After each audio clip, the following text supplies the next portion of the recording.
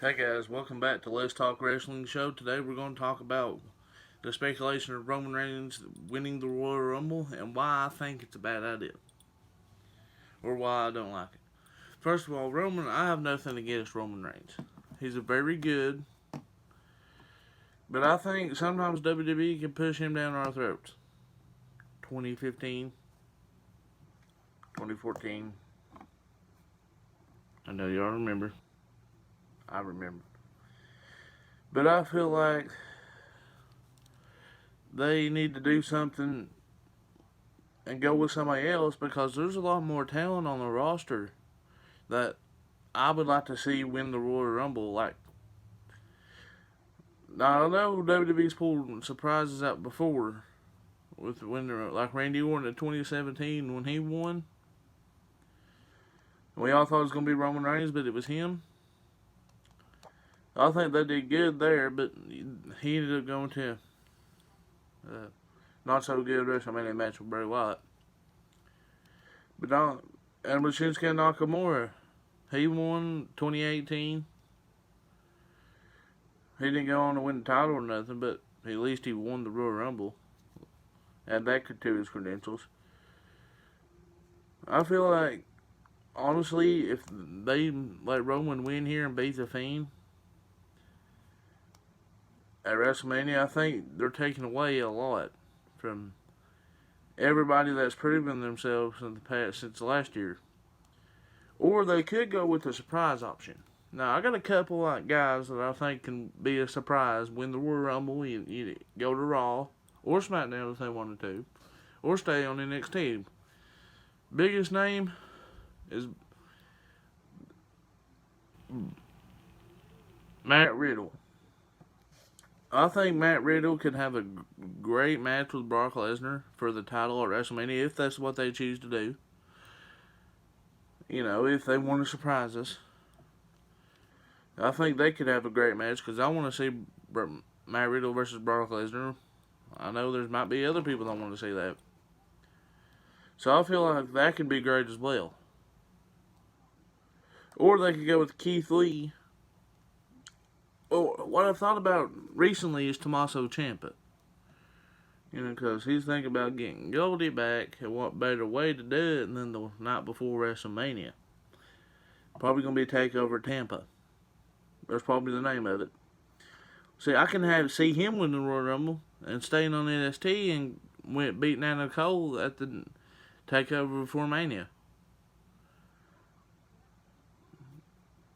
Or they can give it to Kevin Owens. Because I think Kevin Owens can beat Brock Lesnar. Well, I'm going to take you down the road to Kevin Owens wins. If Kevin wins, take down the road, beats Brock at Mania, he can have a title feud with Seth Rollins and that can continue in their story. That can be a part of this story that's happening right now with Kevin Owens, Samoa Joe, Seth Rollins, and all them. That can tie in. They can have knockout bangers at pay-per-views. And I ain't about Money in the Bank. Then have Kevin Owens go on somebody else. Or if Roman Reigns wins, I thought of something. I thought another thing the other night. Somehow they can turn Roman heel again.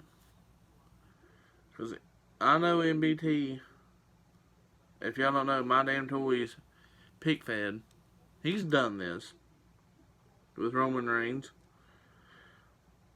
But I would see Roman Reigns turning heel at WrestleMania, winning the Universal title, and joining forces with the Usos and having the Bloodline.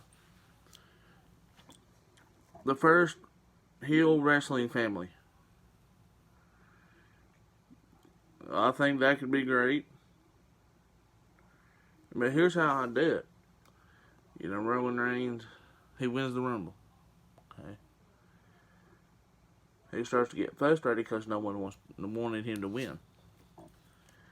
You know, he's starting to get a little agitated because people are booing him now. You can start seeing in his matches, even the Usos, You know, they're like, why you hating on Big O? Why you hating on Roman for and all that?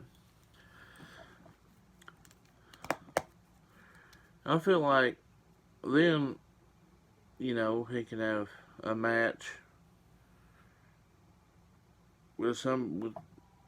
he can defend his spot at the Elimination Chamber, defend his WrestleMania spot, and he'll have him win by a cheap shot, you know, a low blow or something like that.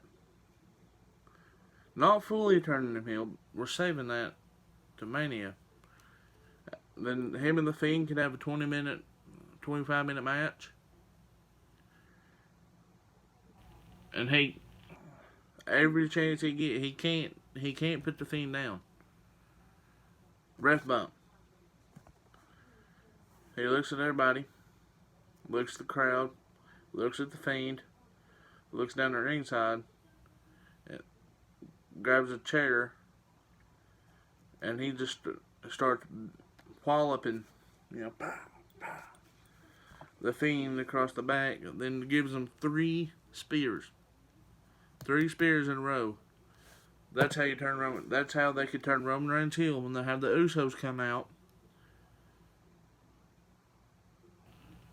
They can establish themselves as a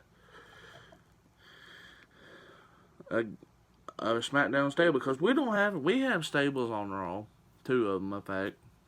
The OC and whatever Seth Rollins is calling his group. Still haven't got a name yet. But we need something on SmackDown that's interesting. You know, have a long storyline going. You know what I mean? Have a long storyline going. Have Roman Reigns in it. Turn him heel, because he needs to get away from this Barry Corbin stuff, because I about had enough with it. I'm telling you guys, I about had enough with the Barry Corbin stuff. Let Roman be him. Don't interfere. And putting Roode and Ziggler with him, Usos, it's just dragging more people in, more good people that don't need to be in this feud. But anyway, if WWE wants to pull a shocker, I'm talking about like leaving the fans with their jaws hitting the floor. Now this probably won't happen because it's WWE, and you know they don't want to hear what we want to hear. They don't want to let us show us what we want to see. They don't listen to us. If they want to pull a daggum shocker, sign CM Punk, have him enter at 30, and have him win the match. That gives us because remember 2013, Brock Lesnar and CM Punk had a heck of a match at SummerSlam. Do that again. But have the title on the line. Let Punk get his payback on Paul Heyman and on Brock. And if you want to, you can have Brock retire or go away for a year or so after that. But anyway, guys, that's going to do it on this video. I just wanted to jump on here and discuss that with you. And, you know, tell you how I feel about it, because, let's face it, he's going to win. I don't like it, but apparently WWE's fantasizing about Roman Reigns. But that's going to do it here. Tomorrow, you can expect a full review of NXT and my thoughts on AEW. My name is Spencer, and I'll see you next time.